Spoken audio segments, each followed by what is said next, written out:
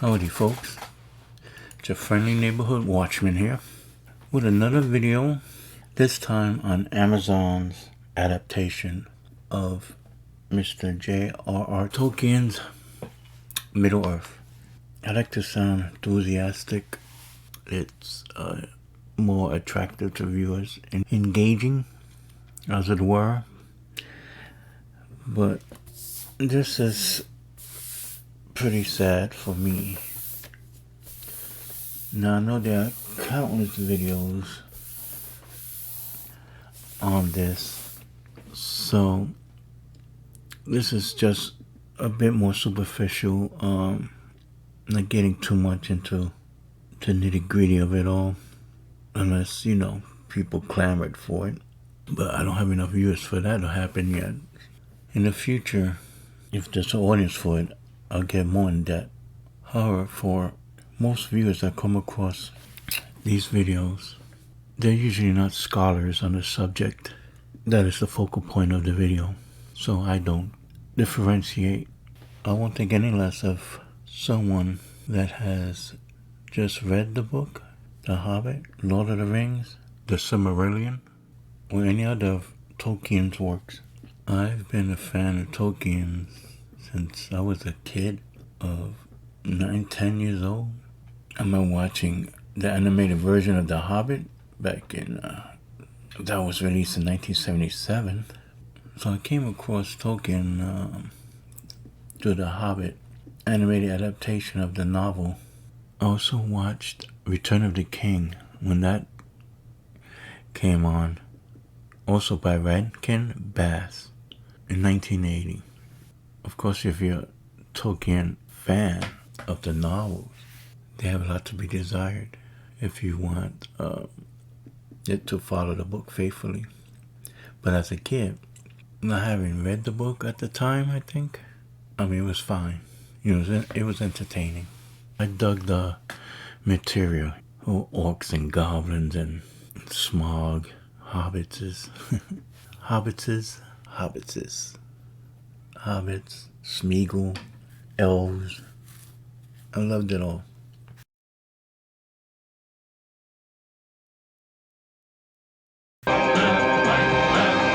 Left, right, where there's a whip. There's a way. Where there's a whip. There's a way. Where there's a whip. So later on, I got into Dungeons and Dragons, and by necessity, I had to become a dungeon master. So I learned a lot. You have to read a lot, obviously. Yeah, that's another story. People want to know how I got into D&D. Just send $1,000 check to IB Nosy, P.O. Box. So yeah, The Return of the King. This isn't a review about those animated versions. I don't want to get off topic. We talk about Amazon, and I find it sad, but of course not surprising. And they're going with this woke garbage because these idiots just can't help themselves. Look at AT&T with their critical race theory crap that's been leaked out to their employees. How white people are racist. We cause racism. How blacks can't be racist. Which, no offense to black folks or Asians, any other non-whites, anyone can be racist. Jesus, just common sense. These woke people, you would think that 40% of the population is gay, as much as they cram it down our throats. It's ironic, it's hypocritical, because when they bitch about things being whitewashed, like Scarlett Johansson in Ghost in the Shell, yet they have no problem with replacing white characters just for the sake of diversity. We've already had black Vikings and Norse deities race swap, color swapped, I should say, because we're all human race, and it's just stupid, really. So there's nothing racist at all. You write what you know, your culture, and if we're racist, then we will have a problem with something like Conan Robert E. Howard, who created Conan, in his films, the Conan films, the first two, Arnold Schwarzenegger. A matter of fact, the first gladiator Conan fights, when they threw him in the pit, was a black gladiator. In the second film, Conan the Destroyer, you have Wilt Chamberlain there, Grace Jones, both black, and we had no problem with that. Speaking for people that are like myself. Okay, so we can't be racist for one thing and not the other. You're either racist or you're not. So we're racist when it comes to one franchise, but we're not racist when it comes to another. No, even Mako, the Asian who portrayed Conan's chronicler, Makoto Iwamatsu, was the Japanese American actor who was also in the first movie, and who Chamberlain played the captain of the guard, of the Queen's Guard. Ooh, a black man put in a high position of authority. Yes, he's the Queen's own captain of the guard. We didn't care because Robert E. Howard's Hyborian Age, which Conan takes place, as he called it, the Hyborian Age, it's open-ended. It took place after the fall of Atlantis, prehistoric. Now, unlike Tolkien, who specifically wrote The Hobbit, The Lord of the Rings, he said this himself. He wanted a mythology for his country. Now, you think of England, you think, oh, King Arthur. But they have mythology. Well, no. See, a lot of that is imported from France. That was taken from France's mythology and legends. He said this so himself. So he wanted to set about creating his own mythology. So going back to this, he created a Middle Earth, right? Also prehistoric, right? All of this is fiction, of course, but it's taken thousands of years ago. It took place thousands of years ago. So we have no knowledge. Now, in 1916, Tolkien, I think, was very ill and taken to a hospital. Now, in 1916, Tolkien contracted trench fever, right? Transmitted by lice. So he was shipped back to England to convalesce. And a lot of his close and dear schoolmates were killed in the war. The Battle of the Somme is horrible. Horrible battle in the First World War. Tens of thousands were killed. Tolkien missed that because he was sick. After being in such weak condition from his disease, he was unfit for military combat service. During his recovery, his convalescence, he began to work on a book he called the Book of Lost Tales, starting with the Fall of Gondolin. So that was his attempt to create that mythology for England. So this is where it all started. It was never completed, but this is the genesis for his creation of Middle-earth. So if you're writing a mythology for a country, and you happen to be in an Anglo-Saxon country, well then you're going to have characters with a phenotype. That's the characteristics of the population, the native population. You're going to have white, fair-skinned elves, not black elves, not black dwarfs, beardless females at that. Now Amazon's putting, you saw in their trailer, us a black dwarf, female dwarf without a beard. Why? Because they didn't want, as a token black female, they didn't want to look in city by putting a beard on her. They're doing Tolkien injustice. Now Christopher Tolkien, he did his father proud. He protected his father's work. He enhanced his legacy.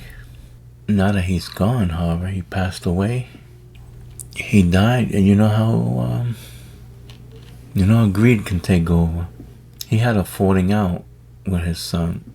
He was estranged from his son, but they wound up patching things up before his death, because he did not care for the film adaptations of his father's work. But Christopher's son did, so they did not agree on that. Now, I like the Lord of the Rings. Like, a lot of people. We could look past some of the things that were omitted, things that were changed. It would have been worse had they gone on with things they had proposed, like Liv Tyler's Arwen being suited up in armor and fighting at Helm's Deep alongside Legolas, Gimli, Aragorn, etc. But Amazon is ironically what they're trying to do with Galadriel. Put her in armor. We see her climbing ice wall with a knife, a dagger. Is she joining a Night's Watch? I don't know. To be with Jon Snow, maybe.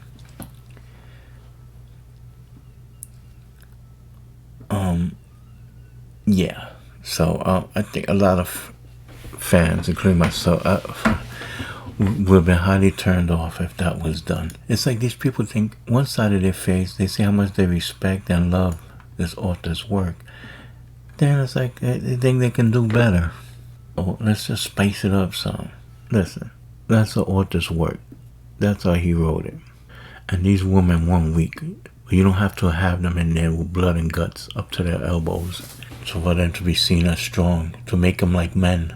Galadriel, she's powerful as all hell, man. She don't even need armor, okay? She use magic.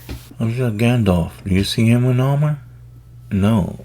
But who took down the Balrog? She don't need to be armored up, charging on horseback and cavalry to be seen as a powerful woman. I'll put in there like she's a Joan of Arc or something. A Nigerian comic book writer, artist, drawing superhero teams that only blacks in them. And we don't have a problem with it. That doesn't make it racist. Same with any other peoples. Their myths and legends and gods were fashioned after themselves. It's okay for Valkyrie to be white and blonde. It's more than okay, it's correct. So, with the Amazon series, they are relegated to the Second Age. Thousands of years before late Third Age with the Lord of the Rings, the Hobbit books, and the Peter Jackson films. Second Age. Okay. Now that covers about 3,441 years. If memory serves, it's after the defeat of Morgoth. And while Sauron created the One Ring. So the Hobbit and Lord of the Rings take place toward the end of the Third Age. The Second Age is very interesting too, though, as that's when Sauron created the One Ring to rule over the other rings of power. Remember, by the time Smeagol finds the ring, it's been over 2,000 years since it was last seen or last worn. So 3,441 years, that's a lot of time to play with. It still has to take place. It still has rules. You can't go beyond the boundaries Tolkien, created. I guess changing things like females not having beards, female dwarfs not having beards, is not considered messing with his creation. So they can create their own characters during that period, because it wasn't fleshed out by Tolkien. And how could it be? He only had one lifetime. You can't populate his world, Middle Earth, every character, fictional character born that ever existed in 3,000 some odd years. That's just out the scope of possibilities. So they could invent characters and whatnot, as long as they don't interfere with what will come before or after. Now normies, what we call normies, people that not have read the books, just superficially may show an interest in it, usually through the films, right? You may see this and go, black elves, black dwarves, people don't like that, or they are racist. If you try to remain objective and try to see it, you can understand what their take is. But it's superficial. Like I mentioned the Conan thing. Well, if you're fans of Conan, we're not, we don't care We care if they make Conan black. You see, yeah, that's a different thing.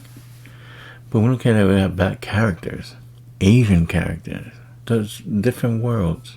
And sure enough, common sense will tell you there are black folks in Middle-earth, but just not taking place in the world that Tolkien writes. The Shire and all the surrounding areas, Gondor, etc., etc. The reason Tolkien devotees, Tolkien followers, Tolkien fans, lovers of Middle-earth, his work, have a problem with what Amazon is doing is because they're doing it for wokeism, diversity for diversity's sake. It's not because we're racist, it's because it's unnecessary. You're not gonna take black African mythology, sub-Saharan African mythology characters and make them white. So you shouldn't take white characters and just turn them black just because you feel the need for diversity. Make your own things, write your own books, create your own characters, make your own films, and populate your imaginary world the way you would like it to fit your agenda.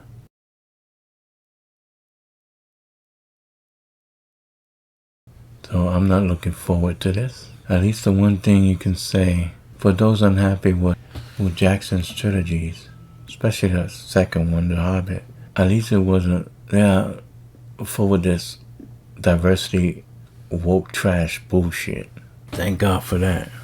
Well, fellow Tolkien fans, we might be in for a bumpy ride. So hold on. Fasten your seatbelts. It's going to be a bumpy night. Remaining calm and collected. We shall see what happens in the future. If they do have rights to the Silmarillion and Unfinished Tales, and they go all woke on that, then yeah, I'll be back with epic rants. You believe that? Those that are quick to call others with different viewpoints racist, misogynist, etc., etc. They're the racists. They're projecting. And I got to go before I cut the mother. Peace!